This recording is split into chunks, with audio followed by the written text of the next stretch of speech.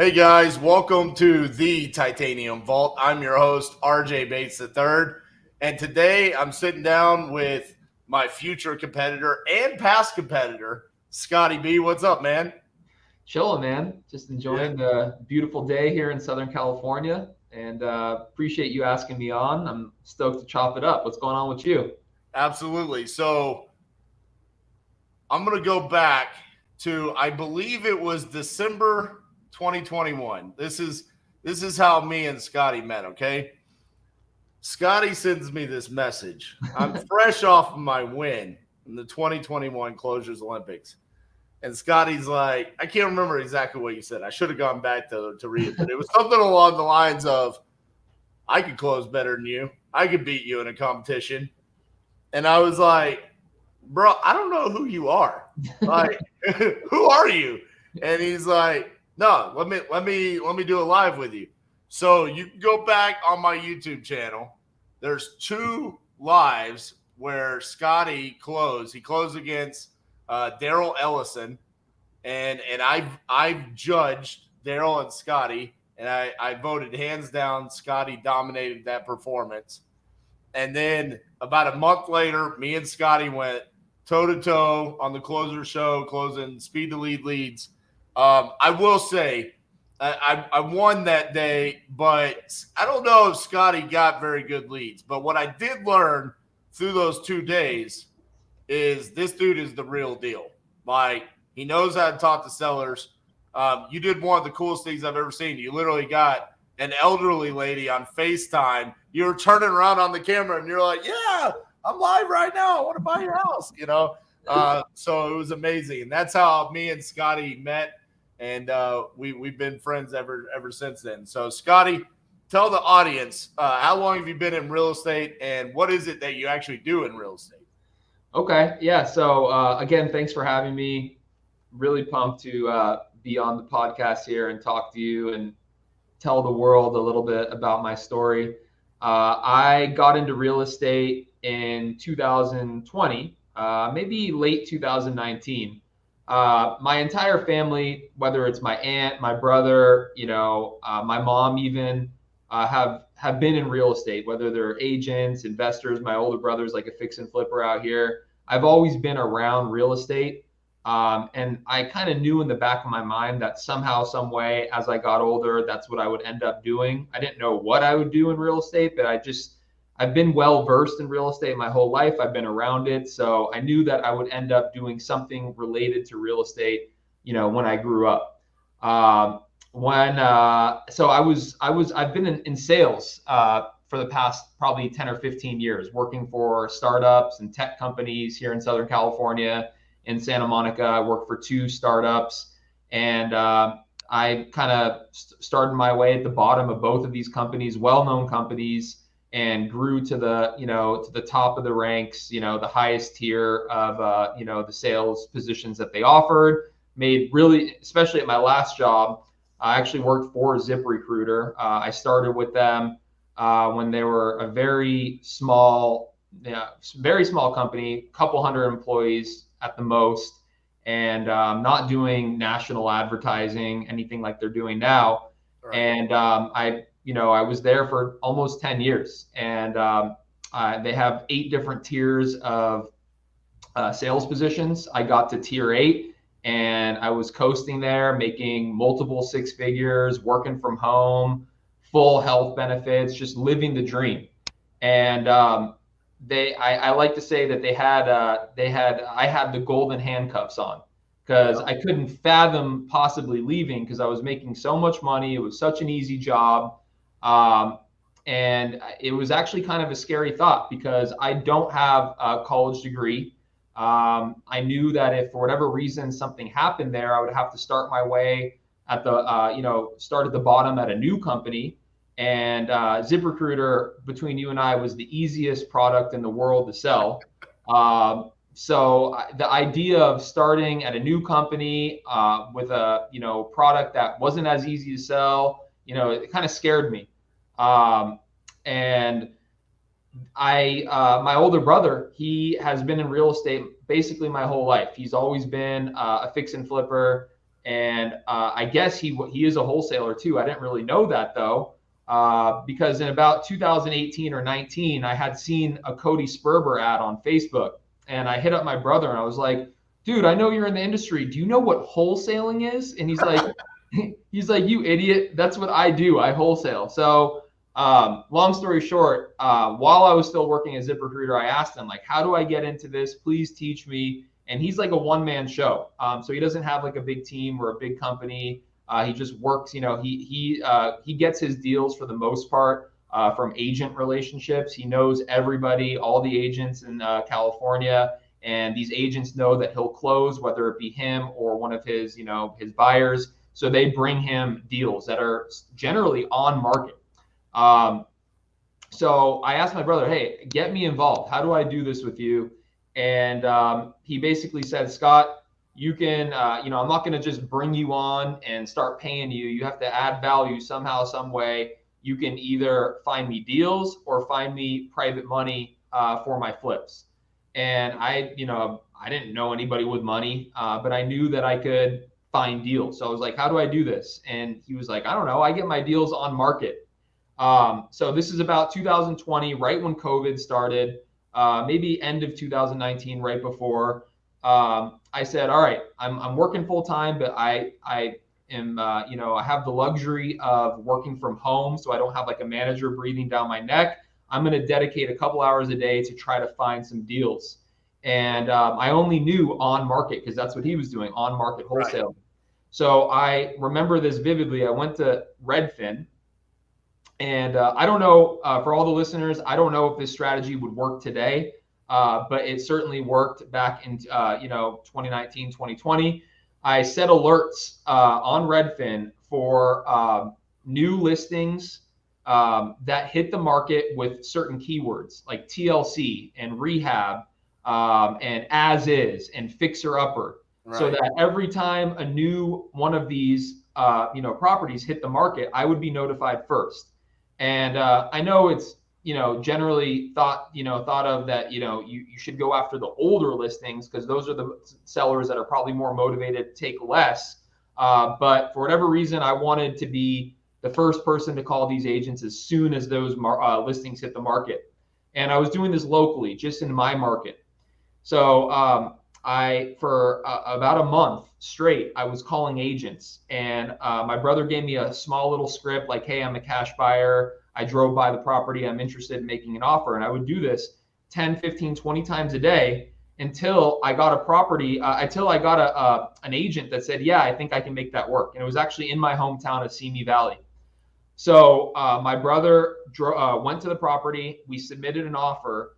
And we actually got beat out by fucking Tarek. Tarek buys houses. Because the seller wanted to work with Tarek. Just like the story that you were telling me, how the guy found me on TikTok, the seller wanted to sell his house to Tarek. So, and Tarek's offer was basically what ours was, maybe a little bit higher, 5 or 10K. So they took that offer, and then a couple of weeks later, I was like, damn, I was so freaking close. Like, I thought I for sure had this one. A couple of weeks later, the agent called me back and said, hey, Tarek asked for a discount and my seller's not going for it. So you're up. Do you want it? And I said, fuck yeah, I want it. So I told my brother, and my brother's like, let's go. I have a guy in my back pocket for this one. So we got it under contract. And then the next day, my brother called me and said, hey, I just sold this to one of my cash buyers for a $30,000 fee. Wow. And a month later, my brother came over and handed me a check for 15 grand. And I literally spent 10 minutes talking to the agent. It was one phone call, one phone call in the beginning, kind of building rapport. I talked about my daughter with the agent. She talked about her daughter. I got her to kind of like me. And then that's all. And then obviously waiting 2 weeks for them to call me back.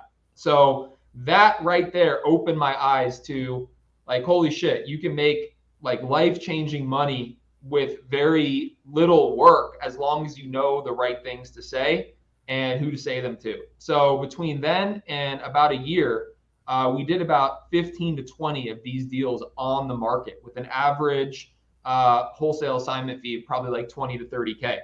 And I made a whole second living while working a 9-to-5 job. And I just couldn't believe it. Like I honestly could not believe that I had waited so long to do this. And I couldn't believe how it wasn't easy. Don't get me wrong, but it was just, like, how it is. Talking to people comes naturally to us. So I had been pitching the wrong product to the wrong people all this time when all I needed to do was, talk to motivated sellers. And I was even talking to agents in between. Right. So that's how I got my start. And then just to kind of wrap up this question, because I know I'm dragging on, but basically then I realized, holy shit, I need to expand on this and I need to cut the agent out. I need to go direct to motivated seller, because I thought to myself, if I can do this with an agent in the middle, imagine if I could get to that seller before they have the opportunity to talk to an agent. And that right there, that changed everything. I downloaded, I went to PropStream, I got a list, I hired a couple of VAs, and from there on out, for the next 3 or 4 months, we started doing 2, 3, 4, 5 deals a month. And this was just in my own market of Southern California, using my brother to disposition these deals. And, then I was a direct to seller, wholesaler. And, it's been up and away since then. But that's how I got my start. That's when you got to be able to really utilize your skills. Yeah. I mean, listen, very similar start where our first, I don't know, I would say 100 deals were on market with agents. Yep. Because I didn't know any better. Right. Literally, I'll never forget, me and Cassie went to a local real estate meetup, and everyone was talking about, what are you doing for direct to seller marketing? What are you doing? What are you doing? And I got in the car and I said, hey, did you hear all these people talking about direct to seller marketing? And she's like, yeah. And I was like, I think we're doing something wrong. Like we're the only ones doing all these deals off the MLS. And the reason why we were able to do that is similar to you. We had a buddy who bought probably our 3rd or 4th wholesale deal. And then when we sent him the 5th and 6th deal, he's like, hey, I can't take down any more, but I have this group of people that are looking for virtual flips in Texas. So he started dispoing all of our deals. If we had tried to dispo like an on-market deal to like a local Fort Worth flipper here, they would have kicked our teeth in and been like, no, bro, what are you doing? But because we had someone that had this powerful buyers list, they were just selling. And same thing with you. Your brother was the key to you being able to get started there. So that's amazing. So what transition from that, are you still working with your brother or are you out on your own now? Yeah, so great question. My brother was definitely sad to lose me as a main source of dispositioning deals, but I learned about a year and a half into it that finding the buyer was not the hard part, and getting the deal was the hard part. So yes, we still do deals together. In fact, he's sitting in the office 2 doors down from me. We work in the same office, and I see him every day, and we have a great relationship, great business relationship. We don't do nearly as many deals, but that's only because I have my own disposition department now. And furthermore, because most of our deals, I would say 90% of our deals are out of state. And, his buyers list, for the most part, he did move some deals for me out of state, but they were the California buyers that were dabbling in out of state deals. Now we have, Investor Lift, which obviously has changed the game. I have a dispositions rep who's actually my wife's best friend who works for me and does my dispositions.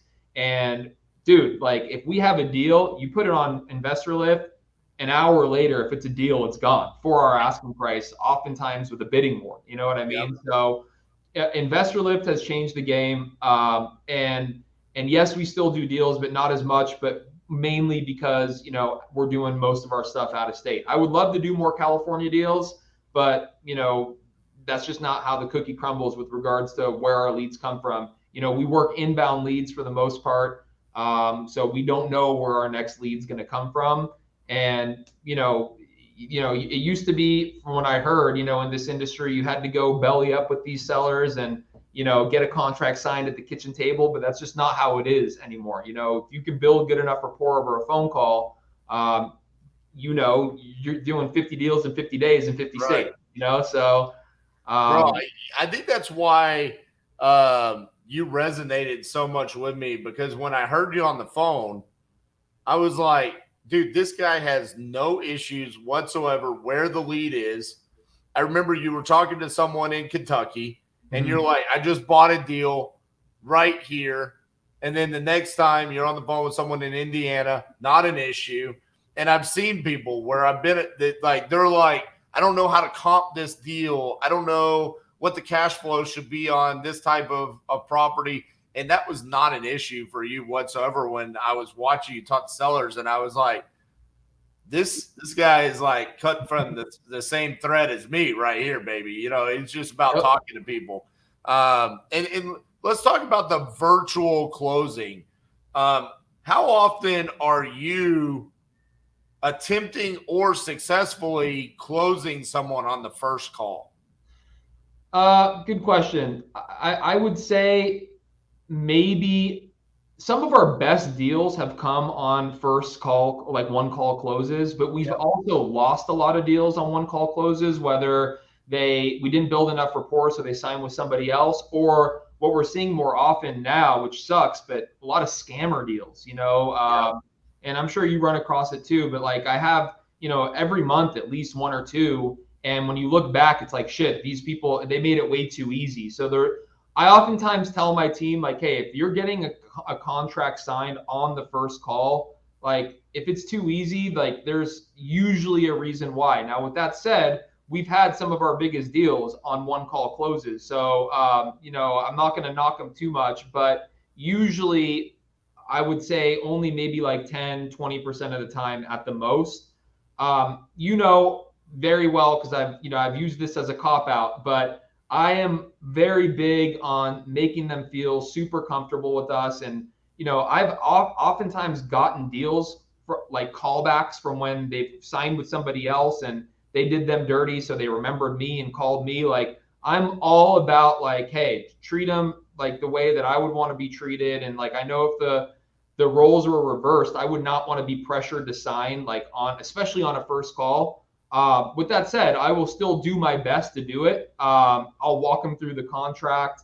I will do my best to get it done. But if I can sense any, like, hey, like I want the day to think about this, like I'll usually back off and give that to them, knowing in my head, like, shit, there's a chance that I'm going to lose this. There's a chance I'm not going to get them on the phone tomorrow. But, if you do it the right way, people, they do, for the most part, they do what they say they're going to do. You call them back the next day, they're there, they're ready to talk. And, you get a lot of deals that way too.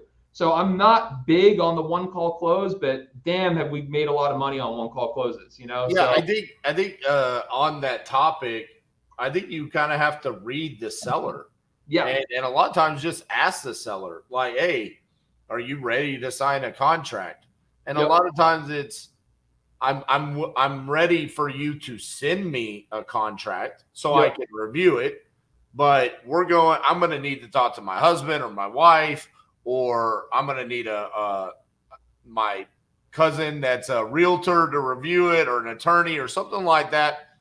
That's where I see the majority of my conversations go. And then from there, it's really that second conversation is like a second date where you really understand the motivation. Mm-hmm. It comes out in waves where it's like, well, I didn't tell you this the first time, but now that we're about to get married and we're about to go under contract, I need to tell you a couple other things. There's $27,000 in back taxes. It's like, oh, okay. Now we're finding out some stuff, things like that.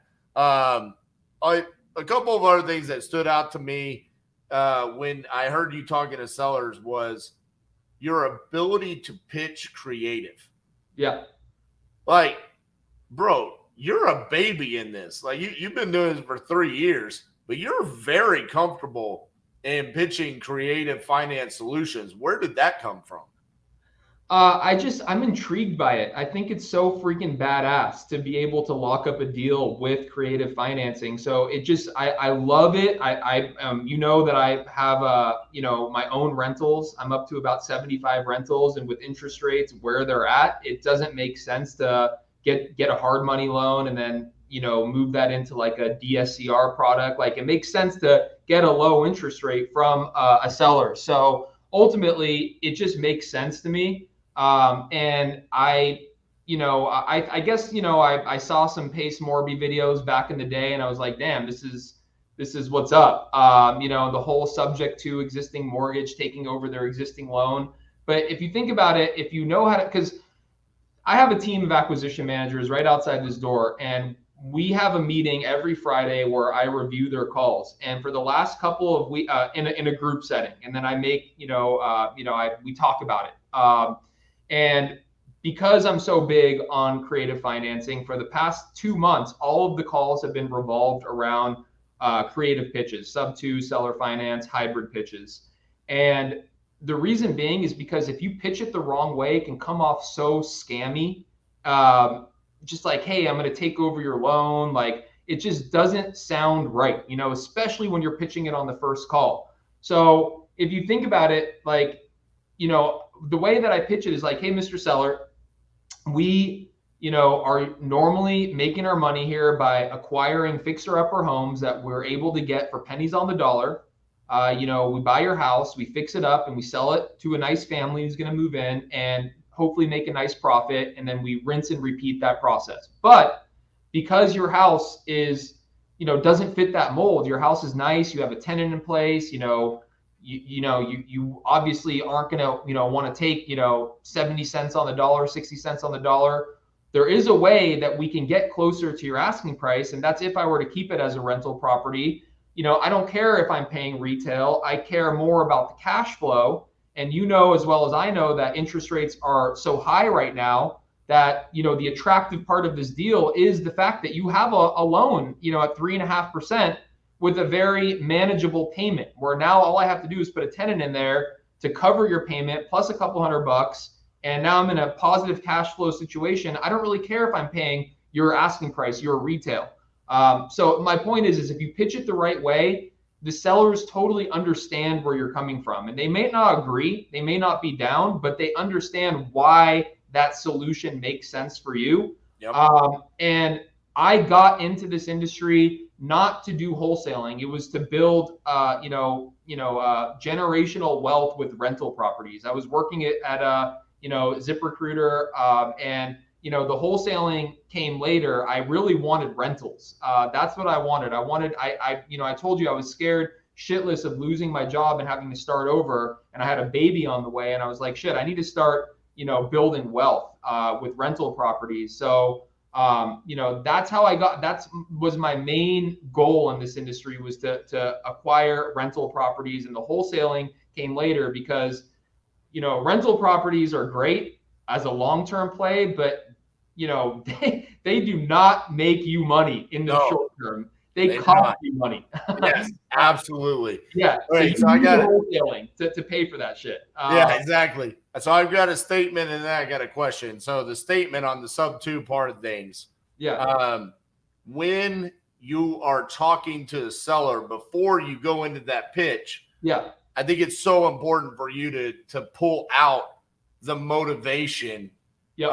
Because that conversation that you just had can be so different based around the motivation.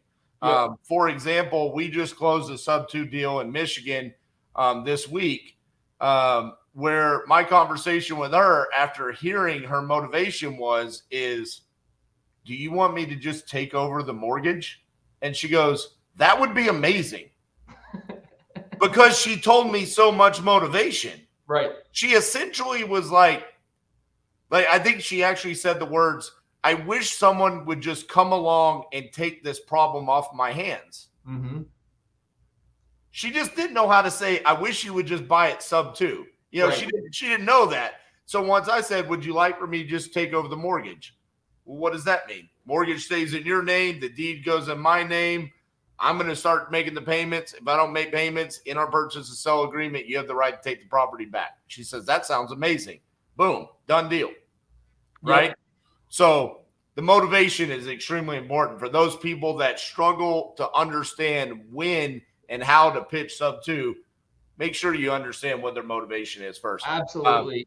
And my question is, you've acquired 75 rentals. Has that all been in the past 3 years? Yeah, all in the past 3 years. Shit, bro, you are smoking.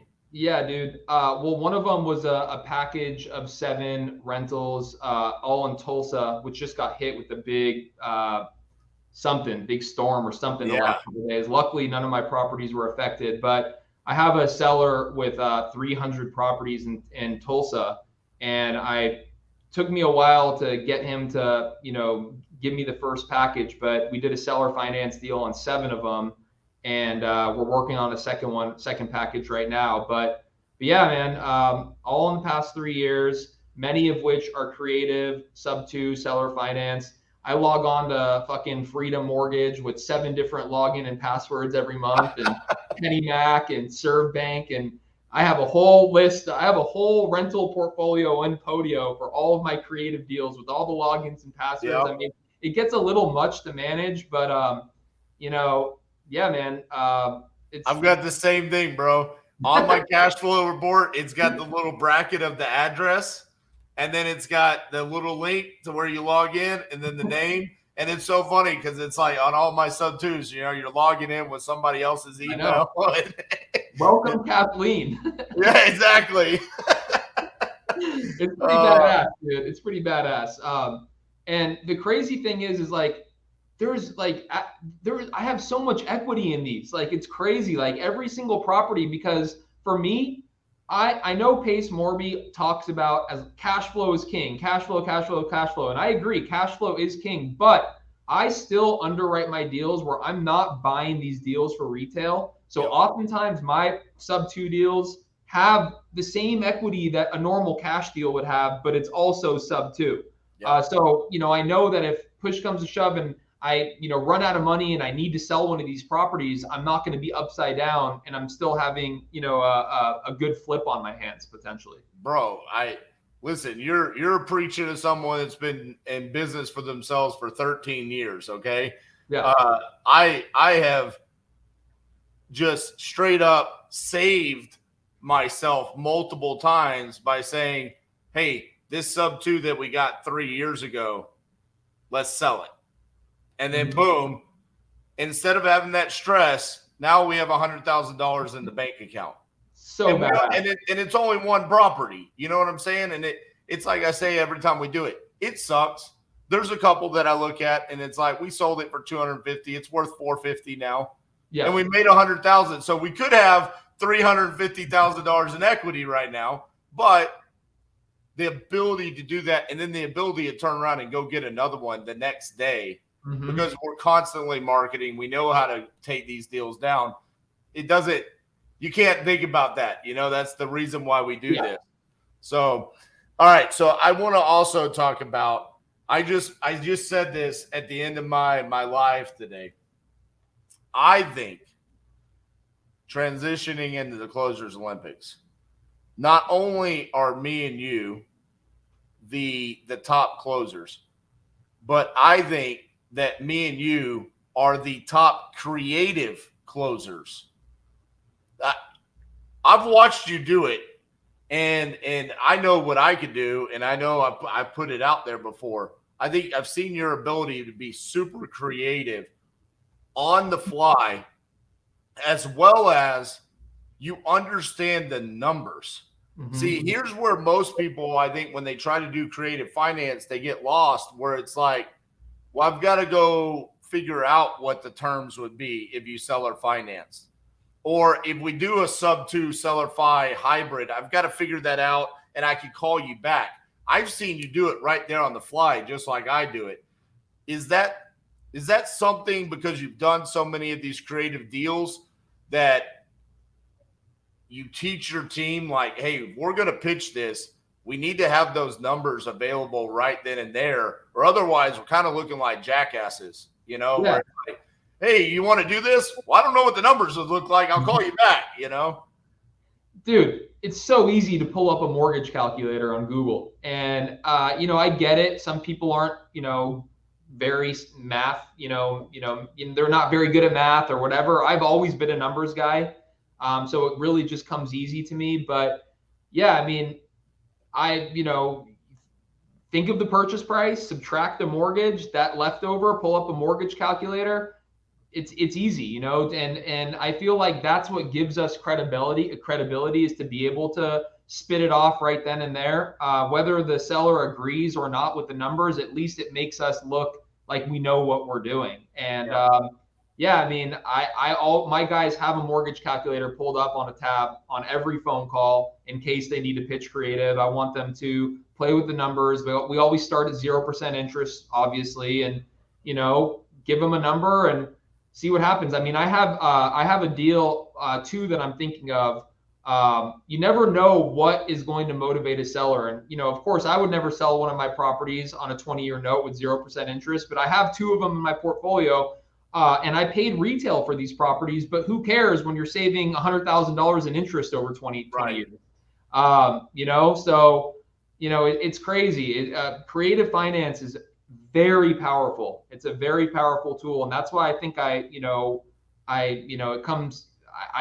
focus on it because not only that, when we lock up a creative deal, those are some of the easiest deals for us to dispo. They don't usually come with the biggest spreads, maybe 10, 15. I think we've done like a 20 a couple of times, but people jump on these sub 2 deals and these creative and these owner finance deals because they know that they can't lock them up themselves, and there's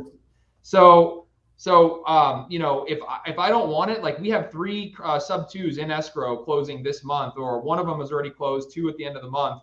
And these are deals that I could have taken my pick and said, yeah, I want these, but I'm picky about where I'm acquiring now. So just throw them on Investor Lift and we get 100 hits on it. So exactly. It's funny. This morning, I was talking to a kid who bought a property. He bought it off the MLS for $25,000. Yep. And he hasn't really done anything to it. He got a hell of a deal. I mean, the ARV is probably like 150, 170. Doesn't need a ton to it, but it needs some work. And he's like, I want 70. The numbers work at 70.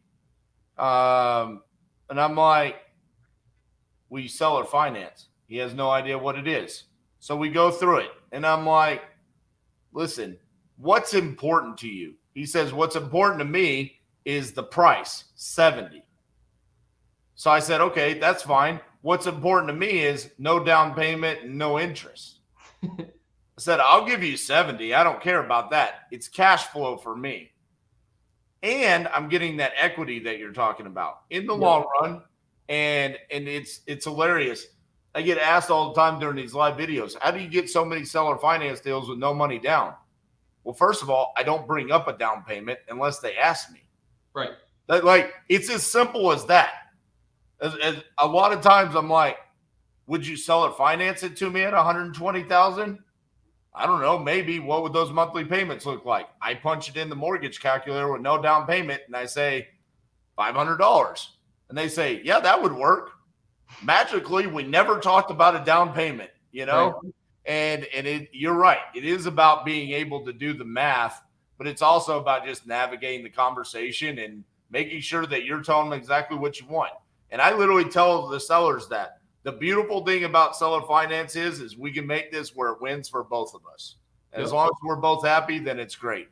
All right, let's talk about Closers Olympics. So you had to do what was called a qualifier, right, to make it, right? What was that experience like for you? Well, the first one was a 2-minute pitch in front of like 30 people with a couple of judges. So there was like 30 contestants. We were all on there, and we had to do, one of the judges pretended to be the seller, and you would get on there and you had 2 minutes to pitch them, just direct to seller, talking about, whatever. So that was fun to listen to those. I mean, how much can you do in 2 minutes, right? Right. Yeah, but anyways, so a couple days later, I got an email saying, "Hey, you've been chosen to move on to the next round." So the next round was me and three others on a dude. It was only supposed to be 2 hours. It ended up being 5 hours. Bro, that your open round was a marathon. Oh, it was brutal, dude. It was absolutely brutal. So yeah, 30-minute pitches. Everybody gets 30 minutes with live sellers. In like a, it was like the same kind of arena that we were in when we went head to head. There was a live audience. It was on YouTube, and basically there were three judges and all four contestants on, and then each contestant got 30 minutes just to dial away and basically talk to as many sellers and try to get a deal. So I went third, and I feel like I had a pretty solid run, and I got the highest score out of all four. And then they were like, "Oh, you know what? We're only 4.5 hours into this. Let's go another hour." So, I didn't, bro. Yeah. I was okay. So I was watching it. I had it on my phone, right? I'm at the office. I end my day. I get in the car. I drive home, still listening to it. And I'm waiting for them to announce you as the winner. And then they're like, Scotty and Seamus did so good that now they should face each other head to head. And I'm like, no offense to Seamus. I like him. But you had the higher score. You're right. By like 10 points. Yeah. So and I was like, "Oh my god, bro! They're shafting my boy." Like, what are they doing? I honestly thought I was getting the shaft, and then, so anyways, the audience was like, "Yeah, put them together, blah blah blah, head to head." So I was like, "Shit! Like, I really got to go to the bathroom, but let's just get this done." So anyways, we did it again, and I got stuck with the freaking seller with 8 acres in the middle of nowhere that just wanted to chat, and I pitched him a creative deal. A hybrid deal, actually. And luckily, I had a solid conversation. I built good rapport. It was a terrible lead, but it was enough to, get me through. I won that round too. So, right. So, it was fun, dude. It was fun. The competition was good, but I really felt like I was looking forward to the next round. Let me put it to you that way. So it was funny, right before or right after you won, I guess, because I knew you were in the Closers Olympics, or maybe I didn't. I don't know. The Closers Olympics did live on Instagram, and so I got on there and I started doing my normal shit talking, and so they invited me on impromptu. So I got on there and they're like, "Oh, King Closer, blah blah blah. Who's your biggest competition this year?" And bro, this was completely like spontaneous. Like, I didn't think about it at all. And I said, it's Scotty. And they were like, "Who's that?" And I was like, exactly. That's my point. I was like, I know who he is. I've seen him close. You guys could be sleeping on him, but I've seen what he's been able to do. And then you go on there, you did your thing. I'm looking forward to seeing you in the actual Closers Olympics, and seeing what you're able to do there. Do you have to go on the first day? Yeah. So not only did you have to qualify, but now you have to go on Friday. Yep. To then make it to the actual Closers Olympics, which starts on Saturday. Yeah, I guess so. I don't even know what. I guess half of the people on Friday get through. Dude, honestly, like, I'm just gonna do what we do. I mean, you just spent 8 hours doing it, like, you're gonna be fine. It's just this is what we do, man. We talk to sellers, we shoot the shit, we're ourselves and we get deals. So I'm not really worried. I mean, if it doesn't go my way, all good, but I'm pretty sure, I'm going to be moving on to the next day. Yeah, I think you'll be fine on Friday.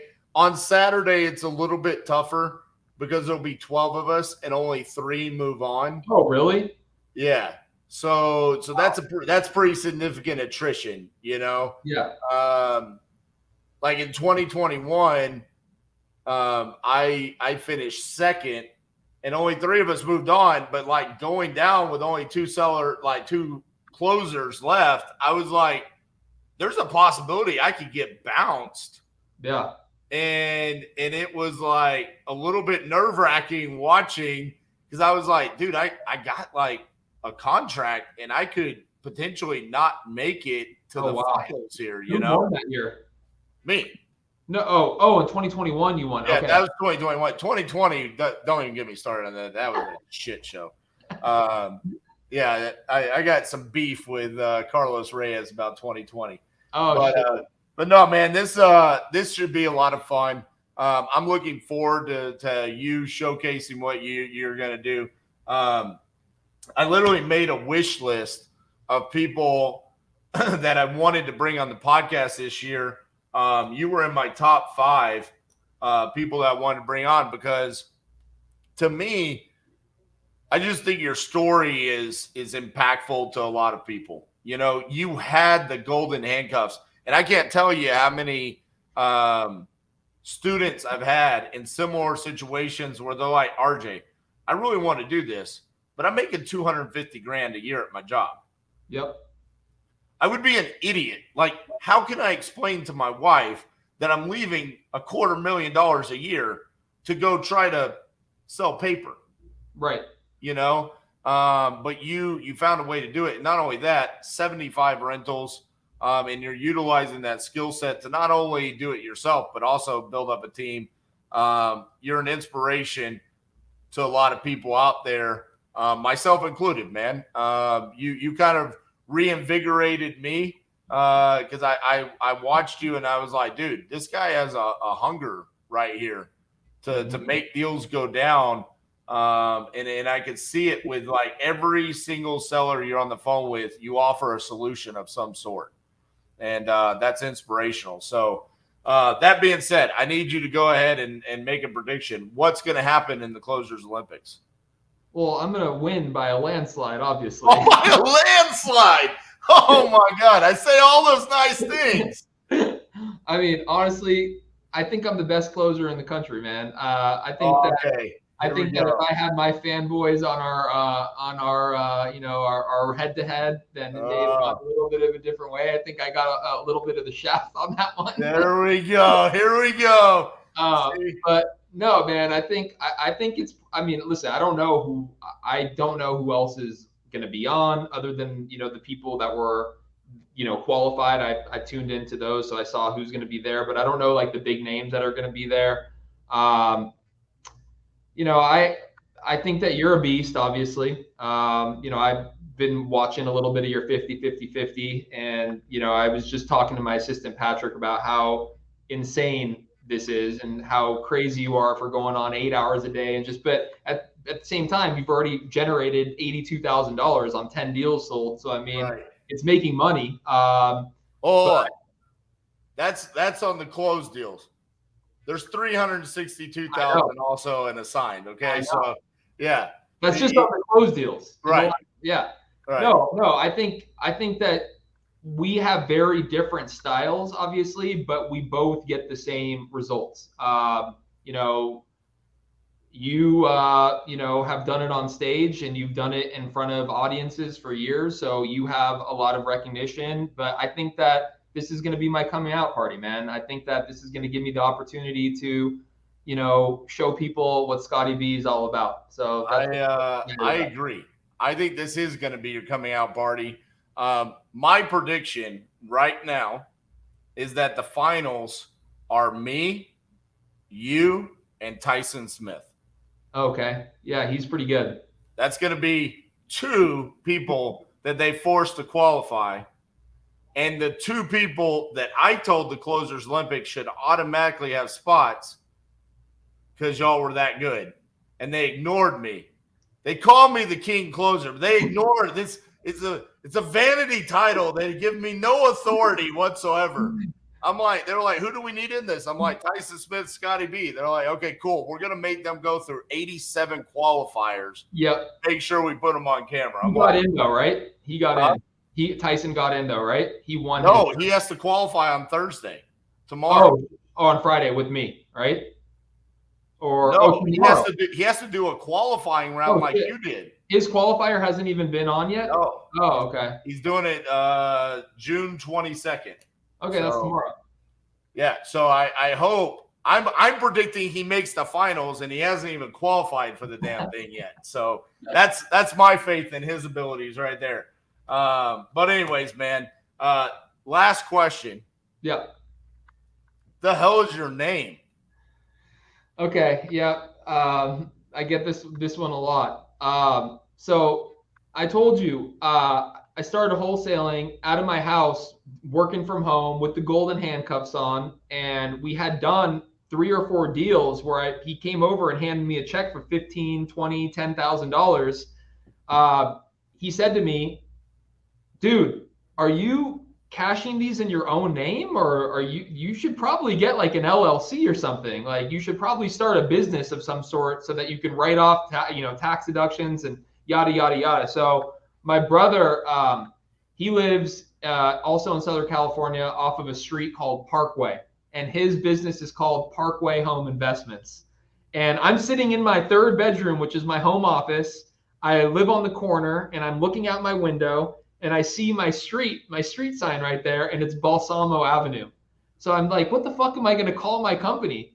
And this Balsamo, the house on Balsamo was the first house I ever bought 100% on my own.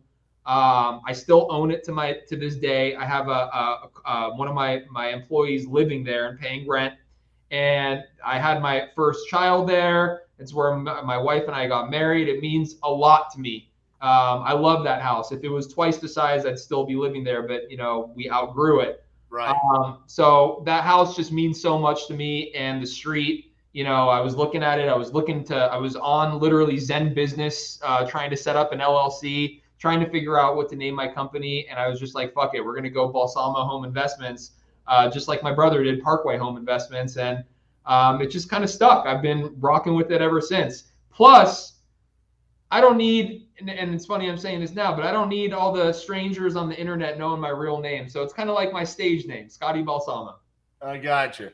Well, that's funny because you sent me the email, and I was like, have I literally been calling this guy the wrong name for like 2 years now? Like I feel all my friends and colleagues at my old job, they're like, what the fuck? Who is this Scotty Balsamo? Who is Balsamo? I get that question all the time, dude. All the time. I love it. All right. I said that was the last question, but this was a short one. All right. You're wearing an LA Kings hat. Are you a hockey guy? I grew up idolizing Wayne Gretzky. My dad lives in Vegas, so he's a huge Golden Knights fan, like the biggest Golden Knight fan in the world. He called me like crying when they won the other day. That's amazing. I'm not a huge hockey guy. I know you are a hockey guy, but I gotta rock with my Kings, man. Yeah, so and that's why I had to ask. I'm like, I actually have a Kings jersey with that logo, the reverse retro that they had. Yeah. I wear it every now and then on my live. So cool stuff, man. For those of you for those listening that don't know where to follow you, where's the best place? Is it Instagram? Yeah, Instagram at Scotty Balsamo. I've already made a pact with my team that I'm going to start putting out more content starting next month, leading up to the Closers Olympics. We're going to be doing more reels, more YouTube power hours where I do live phone calls, and going to start building my brand, man. Brand is everything. I mean, just the fact that you've, 10 of your deals or 5 of your deals have come from literally your TikTok videos. Right. I've always been a little bit uncomfortable in front of camera. It's just, I don't know why. And it's a little bit cringy for me to put out content, but I know that that's just something that I need to get over and something that I struggle with personally. And, I guess I need a little bit of recognition out there to help me over the hump. And that's what I'm hoping the Closer Olympics is going to provide in late July. So everybody tune in, rock with Scotty B, and let's fucking go. Yeah, rock with Scotty B all the way to your second place finish. All right, congratulations. If it makes you feel any better, bro, first 100 episodes of the podcast, I didn't do video because I was afraid of a camera. Oh, really? So I got over it. Now With that crispy beard, I would be too. I'm online all the time, freaking doing TV shows and all kinds of shit. So yeah, you'll get over it. It disappears eventually. So I'm sure. All right, Scotty. Appreciate you coming on the show, man. I look forward to the Closers Olympics. I look forward for you showing the country what you can do out there. Actually, man, not the country, the world. After I won, I had an interview with people in Israel. They had a watch party of over 100 people in Israel that watched the Closers Olympics. And then our VA company had a watch party, and there was like 75 people in the Philippines that watched the Closers Olympics. Wow. So this isn't just a local thing, man. This is a worldwide thing, an opportunity for you to show people what you do. So best of luck, man. Go out there and do your thing. Appreciate you coming on the podcast today.